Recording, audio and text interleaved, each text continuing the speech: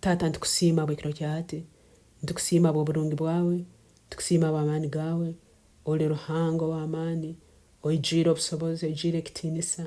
Mukama ntukusiima bwekiro kyati, ntukusiima bw'abantu bawe Mukama. Ekiro kyati ntusabira abarwaire, ntubasabira kero mu ibali ya Yesu. Ntusaba Mukama w'abakama, esagama ya Yesu ege yasesera musalaba.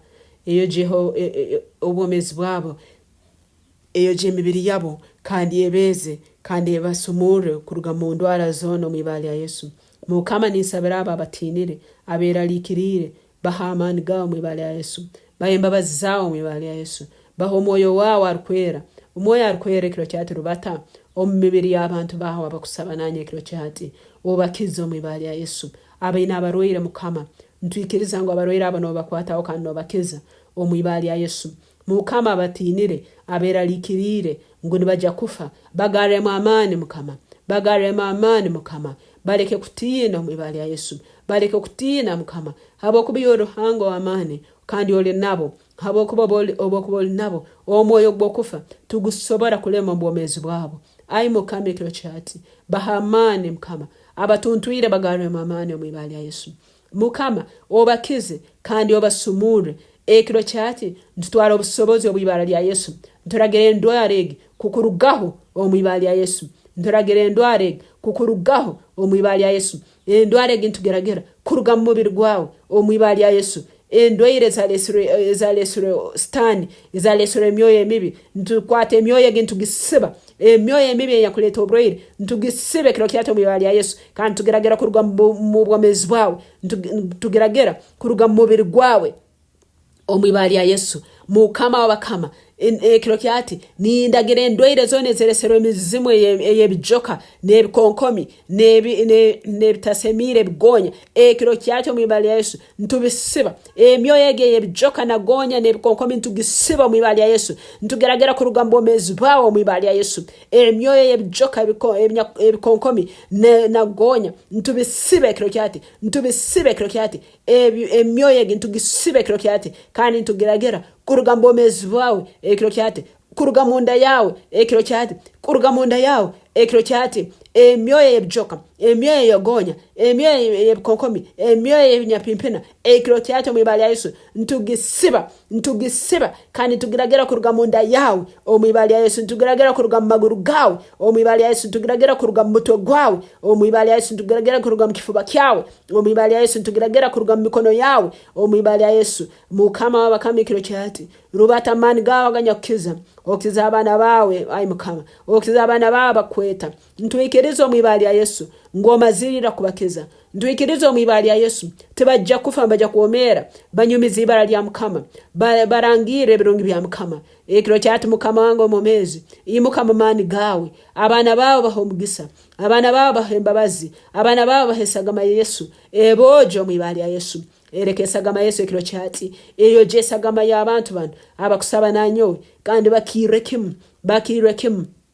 Mukama ababere bali kubi bali habitabu barwaire kumara obwire ekiro kyati ntubaragera amaani ga Mukama Yesu kutaha maguru gabo. Amaani aga Mukama Yesu kutaha mitima yabo. Batunga amaani okuyimuka. Batunga amaani okurubata. Batunga amaani okoreba batakora omwibali ya Yesu Kristo Mukama wetu. Tebajja kufa omwibali ya Yesu. Tebajja kufa omwibali ya Yesu. Ai Mukama nisabire emitima yabo. Emitima yetuntuire. Ababere bataine kuganyira. Ababere basibire abantu mitima yabo bataganyire. Ekiro kyati nimbaragera.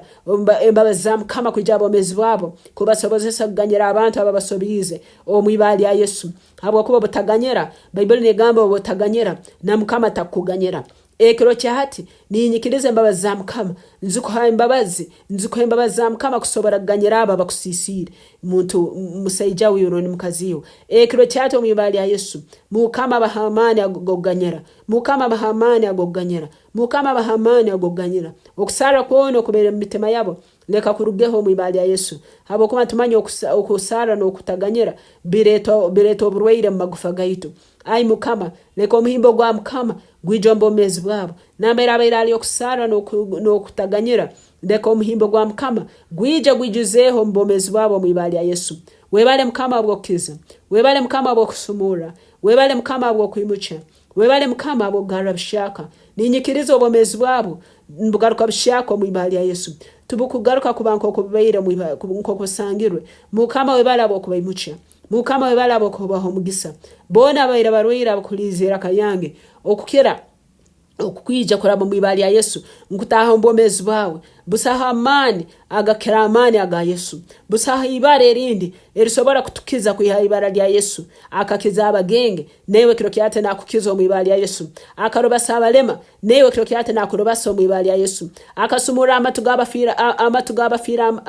amatu agafire newe kiro kyate nakukiza mwibali ya Yesu akaigura amaiso agalgafire newe kiro kyate nakukiza amani nugogamu agayarubatiremo bakacyari omunsi omwoyo arikwera omukama ekiro kyate ali omunsi narubata okukora ebirungi omubiri gwawe mwibali ya Yesu imuka okiro mwibali ya Yesu imuka okiro mwibali ya Yesu imuka okiro mwibali ya Yesu amani gamukama ngakutanga tangana amani gamukama ngayijambomezi bwawe omuro gwamukama ngwochaho byona ebyo mnyanzi gwabe rabyeire ombomezi bwawe mwibali ya Yesu mukama wabakama iwa yatirwe nkuitwe tukire mukama leke kiro kyate emigo yawe ekizendwereza abantu bawe omwibali ya Yesu mukama iwa yatirwe nukuitwe tukizibwe leke emigo yawe tukize kiro kyate Yesu leke emigo yawe tukize kiro kyate Yesu leke emigo yawe tukize kiro kyate Yesu leke emigo yawe tukize kiro kyate Yesu leke sagama yawe tuoje kiro kyate